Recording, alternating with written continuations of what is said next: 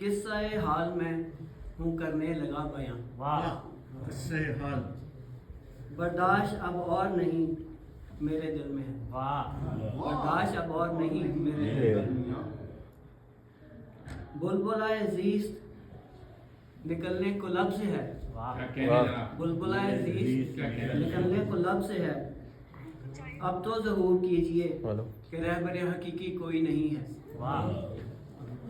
اب آپ ہی بتلائیے کہ یہ بھی بات ہے کوئی کہ حق بات کا خریدار یہاں کوئی نہیں ہے۔ ہم ماننے والے ہیں آیت تطہیر کے، یہ دنیا فریب نہیں میرے لیے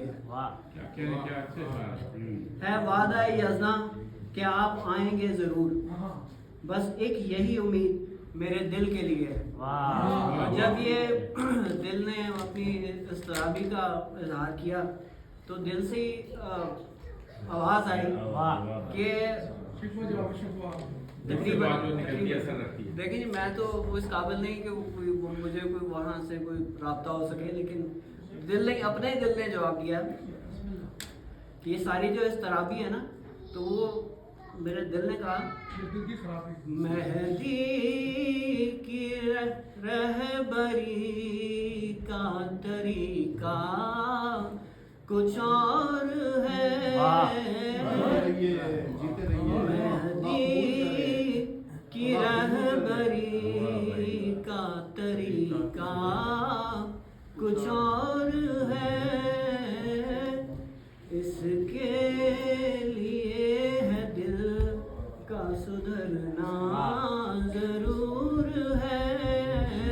دل کو سدھاریں گے تو رابطہ بنے گا۔ تحریک ثقیفہ کا طریقہ کچھ اور ہے، ارے خم کی منصبی کا طریقہ کچھ اور ہے، شاگرد کی فقہ کا طریقہ کچھ اور ہے، معصوم کی ولا کا طریقہ کچھ اور ہے، بھولے ہوئے ہو تم محمد کی بات کو، جانے کا خلد میں تو طریقہ کچھ اور ہے، ملا نے نمازیں تو پڑھی ہیں تمام رات، رمضان آ رہے ہیں تو ملا نے نمازیں تو پڑھی ہیں تمام رات، پر حق کے مودت کا طریقہ کچھ اور ہے۔ اب یہ جو